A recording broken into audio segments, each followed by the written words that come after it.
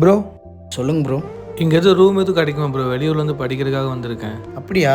நானும் என் ஃப்ரெண்டு ஒன்றா தான் இருக்கோம். உங்களுக்கு வேணுன்னா நீங்கள் எங்க கூட வந்து இங்கிறீங்களா? அப்படிங்களா? சரி ப்ரோ, அப்போ நான் உங்க கூடயே இருக்கட்டுமா? சரக்கு தம் ஏதாவது அடிப்பீங்களா? இல்லை எந்த பழக்கம் இல்லை ப்ரோ. எந்த ஊர் நீங்கள்? நான் கோயம்புத்தூர் ப்ரோ. கோயம்புத்தூரா? நான் இங்கே மதுரை தான். ஓ, மதுரையா? சரி சரி சரி. சரி வரீங்களா? ரூம் பார்க்கலாம் போய். ப்ரோ வாங்க.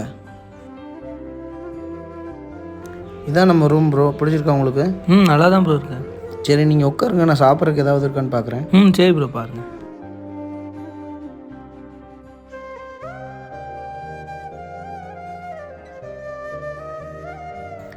ஏன் ப்ரோ என்னாச்சு? மொபைலே பார்த்துட்ருக்கீங்க? ஆமாம் ப்ரோ, ஃபேமிலி ஃபோட்டோ பார்த்துட்ருக்கேன். ரொம்ப கஷ்டமாக இருக்குங்களா? ஆமாம் ப்ரோ, எப்படா ஊருக்கு போகலான்ட்டு இருக்கு. உண்மையை சொல்ல போனால் என் சொந்த ஊர் விட்டு வந்து இங்கே படிக்கிறதுக்கு இஷ்டமே இல்லை ப்ரோ. அங்கே இருக்கிற சொந்தக்காரங்க எல்லாருமே சொன்னாங்க அங்கே போய் படின்னு. அதான் ப்ரோ மனசே இல்லாமல் இங்கே வந்துட்டேன். அது என்னமோ உண்மை தான் ப்ரோ. சொந்த ஊர்லேருந்து வெளியூர் வந்தால் எல்லாரோட மைண்ட்லேயும் ஓடுற ஒரே விஷயம் எப்போ ஊருக்கு போகலாங்கிறது தான். ஃபீல் பண்ணாதீங்க ப்ரோ, விடுங்க.